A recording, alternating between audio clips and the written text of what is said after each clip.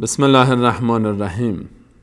اللهم صل علی محمد وعلى آل محمد كما صليت على ابراهیم وعلى آل ابراهیم انك حمید مجید وبارك على محمد وعلى آل محمد كما باركت على ابراهیم وعلى آل ابراهیم انك حمید مجید. سلام عرض میکنم خدمت همه شما خوبان، عزیزان، دوستداران رسول الله صلی الله علیه و سلم و اهل بیت گران قدرش. الله متعال در قرآن کریم وقتی که از همسر صحبت میکنه، همسران انسان رو لباس مینامه و اسم لباس گذاشته روی اونها. هن لباس لکم و انتم لباس لهن. شما لباس تن اونها هستید و اونها لباس تن شما هستند. و هر وقت انسان قصد داره که برای خودش، برای دیگران، برای اطرافیان لباسی انتخاب بکنه، لباسی انتخاب میکنه که شایسته شأنش باشه. الله متعال وقتی که برای پیامبرش لباس انتخاب کرد، همسر انتخاب کرد، کسانی رو انتخاب کرد که شایسته پیامبرش باشن، کسانی رو انتخاب کرد که شایستگی لقب مادر مؤمنان رو داشته باشن، چرا که خودش فرمود در نبی و اولا بالمؤمنین من انفسهم و ازواجه امهاتهم. پیامبر از مؤمنان، از جانشون، از جان مؤمنان به اونها اولاتره و مهمتره و همسرانش مادران مؤمنینن. کسانی رو که الله متعال به عنوان همسر برای رسول الله صلی الله علیه و سلم انتخاب کرد، نقش بسیار مهمی در زندگی اون حضرت داشتن. شاید کمتر فرصت شده که به این مهم بپردازیم.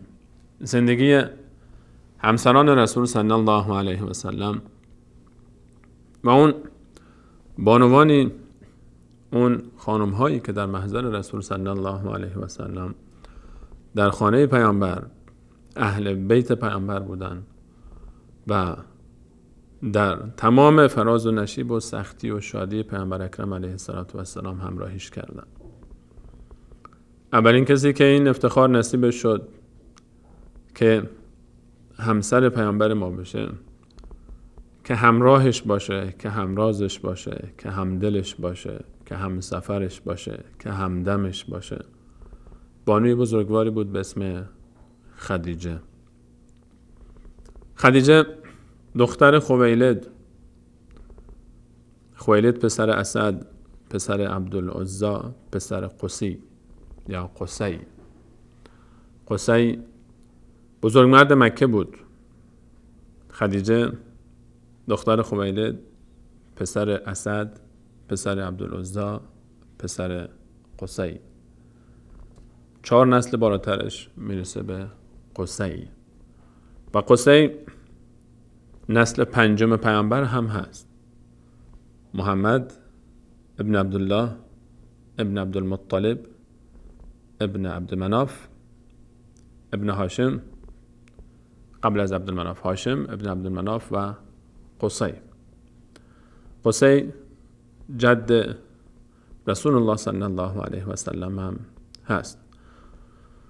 در مکه مکرمه خدیجه پدرش خویلد پسر اسد جایگاه مهمی داشت.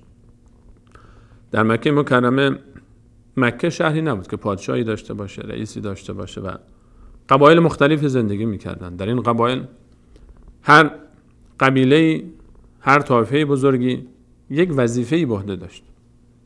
وظایف شهر مکه تقسیم شده بود بین طوایف مختلف قریش و اطرافیانش و مهمترین شغلها دست قریش بود: جنگ، پرده‌داری کعبه، آب دادن به زائرین، غذا دادن به زائرین، رسیدگی به حال کسانی که در مکه دچار مشکل می شدن، سفیرهایی که می رفتن به نمایندگی از مکه جای دیگه صحبت می کردن و اگر جنگ میشد دیه نیاز بود، یک عده مسئول جمع‌آوری دیه بودن. کارهایی که نیاز داشتن مردم مکه، برای هر کدوم مسئولینی از طوایف مختلف انتخاب شده. همه این مردم، همه این مسئولین، همه این رؤسا در یک محلی جمع می شدن برای اینکه تصمیم بگیرن، برای اینکه مشورت بکنن، برای اینکه سرنوشت سیاسی و اجتماعی و اقتصادی مکه رو تعیین کنن. اون منطقه اسمش دارالندوه بود. دارالندوه، یا به تعبیر امروزی بگیم پارلمان، یا بگیم مجلس شورا، یا بگیم کاخ ریاست جمهوری، همین تعبیر میتونیم استفاده کنیم برای دارالندوه اون زمان. دارالندوه در کنار کعبه، نزدیکی های کعبه، محلی بود که مهمترین تصمیم گیری ها اونجا انجام میشد. در این محل برای جنگ، برای صلح، برای آشتی تصمیم گیری میشد. حتی هیچ مردی یا زنی از قریش ازدواج نمیکرد مگر اینکه اونجا میرفت. هیچ امر مهمی تصویب نمیشد مگر اینکه اونجا جلسه تشکیل میشد. مسئولیت این دارالندوه به عهده خاندان خدیجه بود، بنو اسد. پدر بزرگ خدیجه اسد نام داره و خاندان خدیجه این کاخ ریاست جمهوری، این پارلمان، این مجلس شورا به دستشون بود. وظیفه مهمی داشتن. از یک خاندان بسیار مهم بود. از قریش بود. خدیجه دختری بود از قریش که پدرش، پدر بزرگش، آبا اجدادش مسئولیت بسیار مهمی داشتن در مکه. و جد بزرگش قصی، همون جد بزرگ رسول صلی الله علیه و سلم. با این فرق که خدیجه با 4 پشت به قصی میرسه، پیامبر با 5 پشت. خدیجه اولین کسی بود که با رسول الله صلی الله علیه و سلم ازدواج کرد. اما بیایم ببینیم که چطور این وصلت صورت گرفت، چطور این دو نفر به هم رسیدن، از کجا آغاز شد جریان. خدیجه رضی الله عنها 15 سالش بود که حادثه فیل اتفاق افتاد. ابرهه حمله کرد برای از بین بردن خانه کعبه. حتما این داستانو شنیدید. اون سالی که به اسم عام الفیل نام گرفت، همون سالی که پیامبر بعدش، چند مدت بعدش متولد شد، بعد از این حادثه، خدیجه 15 ساله بود. 15 سالش بود که در خانه خویلد به دنیا آمده بود. تنها هم نبود در این خونه. 3 تا برادر داشت و 3 تا هم خواهر داشت. 7 نفر بودن. 7 تا خواهر و برادر بودن. 3 تا برادر، 4 تا خواهر. برادر اولیش اسمش نوفل بود. نوفل کسی بود که بعدها ایمان نیاورد وقتی پیامبر صلی الله علیه و سلم مسلمان شد. این برادرایی که ما اسم میگیریم، اینها داییای حضرت فاطمه. اینها میشن دایی حضرت فاطمه. نوفل یکی از ایناست. دایی حضرت فاطمه است. اما مسلمان نشد. دشمنی، کینه و بغضش با اسلام و مسلمین، با پیامبر بود. طبیعتا وقتی با پیامبر باشه، با خواهرش هم که همسر پیامبر بود بعدها بوده. نوفل بعدها در جنگ بدر در لشکر مشرکین همراه بود و به دست حضرت علی کشته شد. در جنگ بدر، بعد از وفات حضرت خدیجه چند سال بعدش. دایی حضرت فاطمه در جنگ بدر به دست حضرت علی کشته شد. نوفل این اولین برادر حضرت خدیجه است. برادر دیگرش اسمش حزام بود. حزام هم از جمله افرادی بود که در جنگ‌های فجار کشته شد. حزام برادر حضرت خدیجه در جنگ فجار کشته شد. جنگ فجار، جنگ‌های فجار، جنگ‌هایی بودن که اسمشون روشه. جنگ گناه، فجار، کسانی که گناهکارانی که جمع شده بودن در محدوده حرم جنگیدن با هم، جنگ‌های مختلف به بهانه‌های مختلف. و این جنگ‌ها در دهه دوم سن پیامبر اکرم صلی الله علیه و سلم از بین 10 سالگی تا 20 سالگی پیامبر اتفاق افتاد. یعنی حدوداً 10 سال بعد از تولد رسول الله صلی الله علیه و سلم.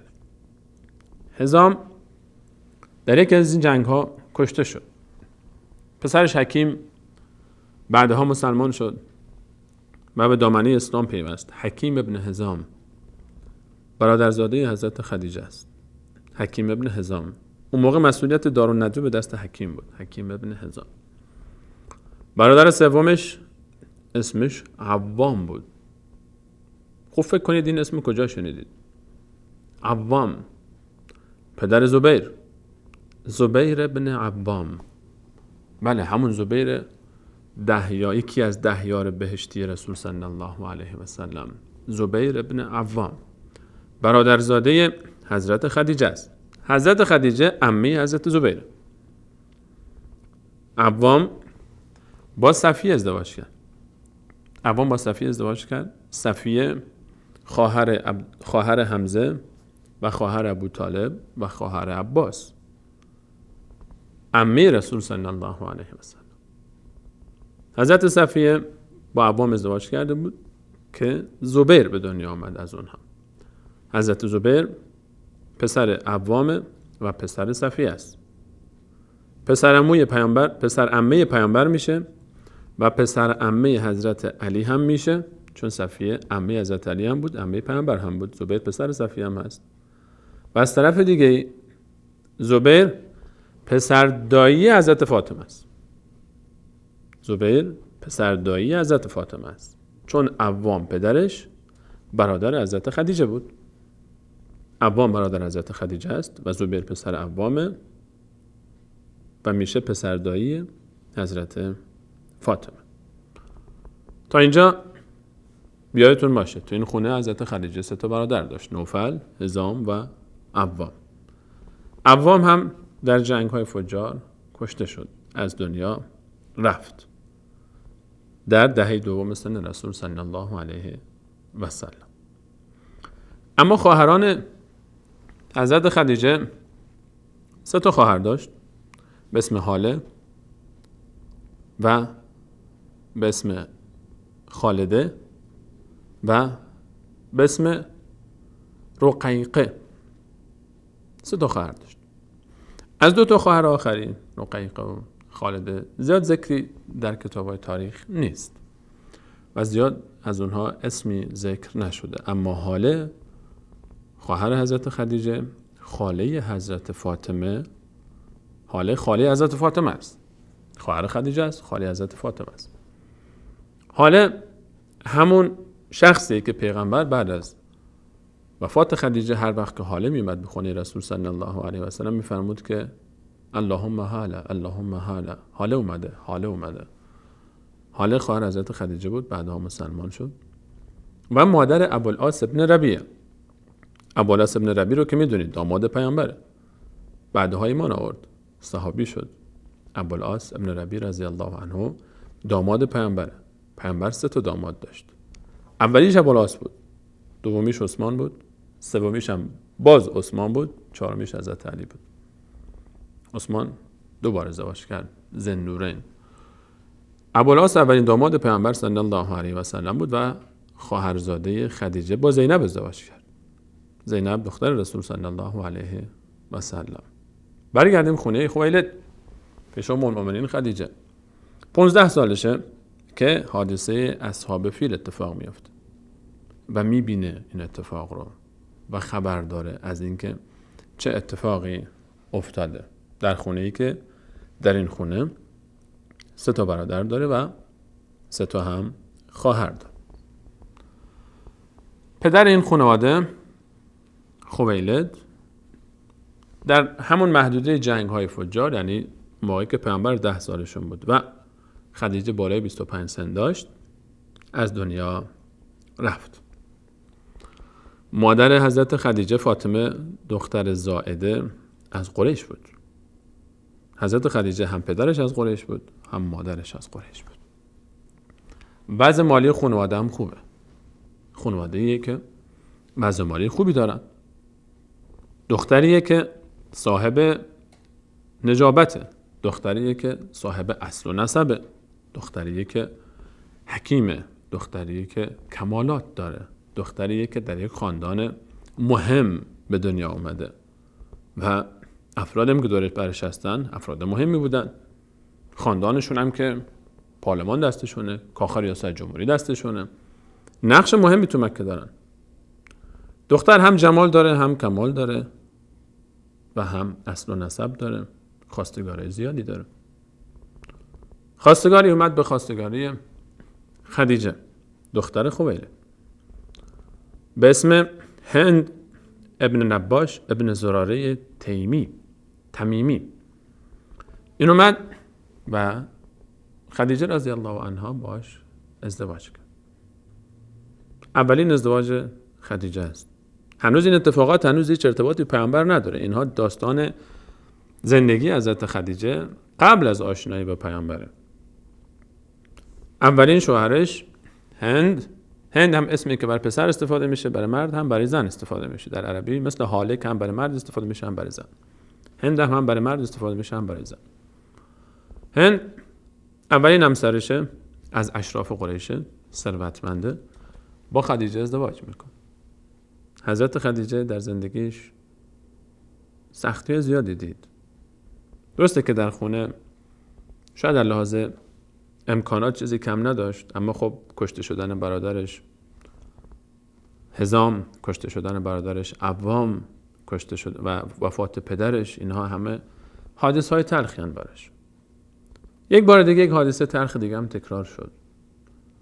اونم فوت همسرش بود. فوت همسر اول هند یا همون ابو هاله.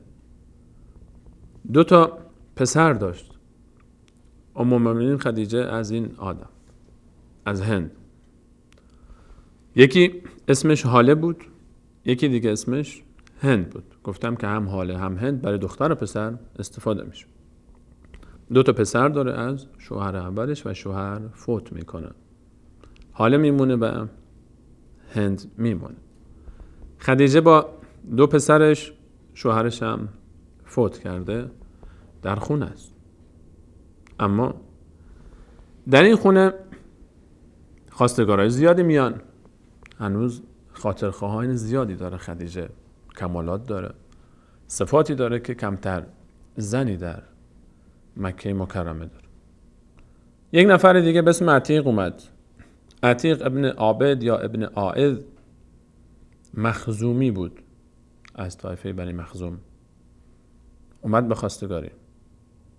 یک انسانی که خودش صاحب شرف، صاحب مقام، صاحب مال، بسیار ثروتمند بود عتیق.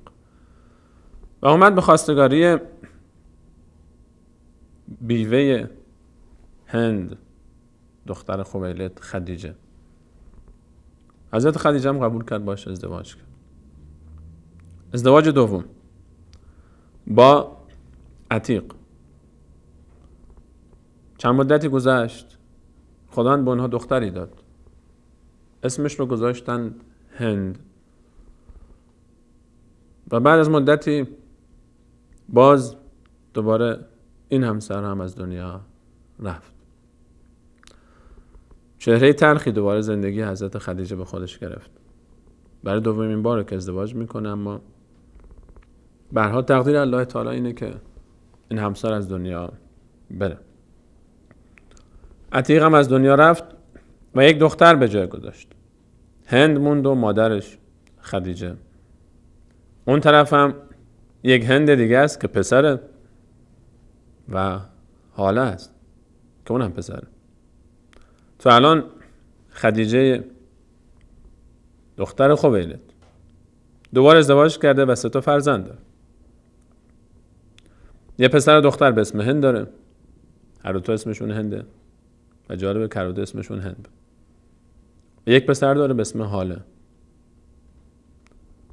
هند دختر عتیق بعدا با پسرعموش ازدواج کرد، رفت. هندی که پسر هند بود، باباش همسر اول، هند پسر، این با ام المؤمنین خدیجه بود، همچنان بود. وقتی پیامبرم با ایشون ازدواج کرد بازم بود. تو خونه حضرت خدیجه و پیامبر بزرگ شد. بعدها با حضرت علی در زمان خلافت حضرت علی تو جنگایی که حضرت علی داشت همراه حضرت علی در لشکرش بود و به شهادت رسید. حال پسر حضرت خدیجه حالا هم ازدواج کرد و رفت، اما هند مونده بود. الان خدیجه دختر خویلد که 15 سالش بود اتفاق حادثه فیل افتاد، 2 بار ازدواج کرده و برادراش 2 تا از دنیا رفتن، خواهراش هم 3 تا خواهرش زنده هستن، پدرش فوت کرده.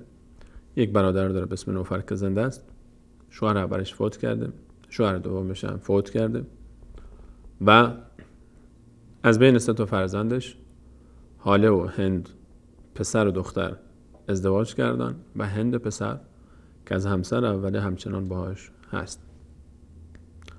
خواستگارای زیادی هنوز خاطرخواهن. بانوی با کمالاتی مثل خدیجه که الان ثروت زیادی هم از همسرش عتیق به ارث برده، باز خاطرخواهی زیادی داشت. حضرت خدیجه خواستگارای زیادی داشت. باز هم حتی برای بار سوم میان سراغش. خواستگارای زیاده میان. از اشراف مکه میان برای خواستگاری. قبول نمیکنه بعد از 2 تا ازدواج. شاید اصلا قصد ازدواج نداره دیگه. شاید دیگه نمیخواد تجربه ازدواج داشته باشه. 2 بار ازدواج رو تجربه کرده. بانوی حکیمیه، بانوی فهیمیه، سنی ازش گذشته، به دهه 4 عمرش رسیده، دهه 4 عمرش رو شروع کرده و الان ثروت زیادی هم داره در مکه مکرمه. از همسر دومش بهش رسیده، مشغول تجارت، شروع کرده به تجارت. خانواده هم ازش حمایت میکنن، قوم هم ازش حمایت میکنن در این تجارتش. صفاتی داره که در بین زنان مکه کمتر کسی داره. هم اصل و نسب داره، هم وقار داره، هم متانت داره، هم پاک زندگی کرده. در همون دوران اسمش رو گذاشتن طاهره، یعنی پاک، یعنی پاکیزه، یعنی یک بانوی شایسته. در شرایطی که در اون شرایط همه اسباب براش فراهمه که از زندگی خودش هر جوری که دوست داره استفاده بکنه، اما این بانوی فهیم، این بانوی متین، این بانوی باوقار، این بانوی حلیم، این بانوی صبور، این بانوی پاک، با عفت، با حیا، با شخصیت، این بانوی محکم پاسخ نمیده به کسی، قصد ازدواج نداره، مشغول به تجارت، داره تجارت میکنه، امرار معاش میکنه. در مکه الان ما هنوز بعد از اصحاب فیل حدوداً 25 سال رو سپری کرد، نزدیک 40 سال سنش، بنا به قول راجح، بنا به قول جمهور 40 سال سنشونه. الان چه سالیه که 40 سال سنشونه؟ 25 سال از جریان اصحاب فیل گذشته و این اتفاقات هم افتاده. پدرش فوت کرده، برادرش هر 2 تا حزام و عوام کشته شدن و 2 تا همسراش هم فوت کردن و الان همون سنیه که در مکه پیامبر 25 سالش. ام المؤمنین خدیجه مشغول تجارته، اما خودش تجارت نمیکنه. خودش نمیاد داخل کاروان حرکت بکنه بره شام، از مدینه رد بشه، از مکه حرکت بکنه بره از یثرب اون زمان مدینه امروز حرکت بکنه، گذر بکنه، بره به سمت شام، بیش از 1500-2000 کیلومتر راه رو، و اون هم یک خانومی که به هر حال شوهری نداره که شوهرش همراهش باشه، چطور تجارت میکنه؟ کاروان‌های تجاری که از مکه حرکت میکنن، مکه از دیر وقت خب به هر حال بازار گرمی داشت به خاطر وجود کعبه و زائرانی که می اومدن، گرچه اعتقادشون منحرف شده بود اما بازارش داغ بود. کسانی رو میاره بهشون پول میده، کسانی رو باشون مزاربه‌ای به اصطلاح کارگر میگیره، میاد به مردهایی که میخوان تجارت بکنن قرارداد میبنده، آقا در مقابل انقدر درصد پول از من، کار از شما، انقدر به شما پول از درآمد حاصل این تجارت نصیب میشه. حضرت خدیجه مشغول تجارت و به دنبال کسی میگرده که در تجارت شریک میشه. ابو طالب میاد، بزرگمرد بنو هاشم، چهره شناخته شده یه در مکه. ابو طالب رو هم میشناسن، پسر عبدالمطلبه. عبدالمطلبی که چاه زمزم رو کشف کرد، اسم و رسمی داشت برای خودش. ابو طالب میاد از خدیجه میخواد که اجازه بده تا یک جوان بیاد در کاروانش تجارت کاروان رو این دفعه به عهده بگیره. از اینجا داستان داره شروع میشه. اصل آشنایی از اینجا داره آغاز میشه. یک جوانی میخواد بیاد در کاروان خدیجه کار بکنه و تجارت بکنه. ابو طالب کیه این جوان که میخوای بفرستی؟